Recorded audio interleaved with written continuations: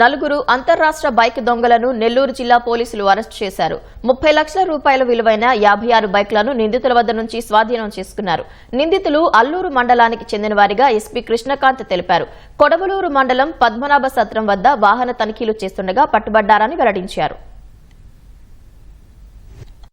దాదాపు 56 బైక్స్ మనం రికవర్ చేయడం జరిగింది. దీంట్లో నలుగురు ముద్దాయిలు, నలుగురు కూడా మనకు కావలి సబ్ డివిజన్కి సంబంధించి అల్లూరు మండలానికి సంబంధించిన వాళ్ళే. వీళ్ళందరి మీద కూడా ఇంతకుముందు కేసులు ఉన్నాయి.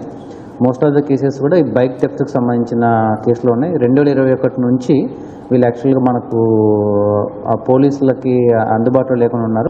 ఈ 56 బైకుల్లో ఆల్మోస్ట్ 30 lakhs వర్త్ ఉంటుంది మనకి ఈ బైక్స్ వర్త్.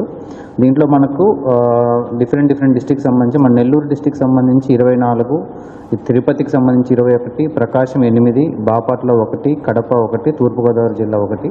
దీనికి సంబంధించిన డిస్ట్రిక్ట్స్లో వీళ్ళు ఈ బైక్ థెఫ్ట్స్ చేయడం జరిగింది.